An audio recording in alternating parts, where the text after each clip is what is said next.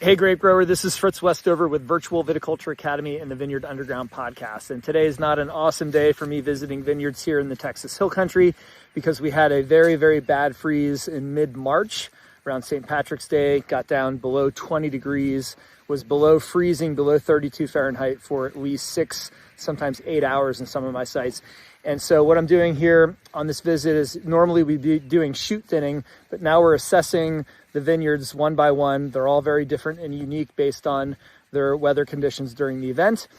So I'm just going to show you a little bit of the damage here at Sandy Road Vineyards, the client that I work with, and why we decided to just do nothing and let things go rather than trying to remove dead tissue, which sometimes in rare occasions might be worth doing. But for the scale of their vineyard, the amount of labor they have, and the degree of burn back they had, we're going to let things push and see how it goes. And then we're going to make some decisions from there. We'll have a little crop on some vines and none on others. Sangiovese is an earlier bud burst variety. So now we just have shoots coming off of the old wood, not from the spur positions. Everything on the spur positions here was completely burned back. And anything that's coming out is coming out of the older wood as latent buds right now. We're going to keep that because we might need to replace spur positions.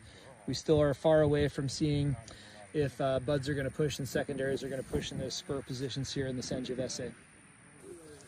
So here, for example, we have Mourvèdre, which is a later bud burst variety. So the buds were nice and tight during the freeze, and now our spur positions are coming out with fruitful shoots, and everything looks pretty much according to schedule. So anything that was out already during that freeze, we got down to about 20 degrees, a little bit less in some spots, a little more in others, was completely burned back. But here in the Mourvèdre, we have a little bit of positivity.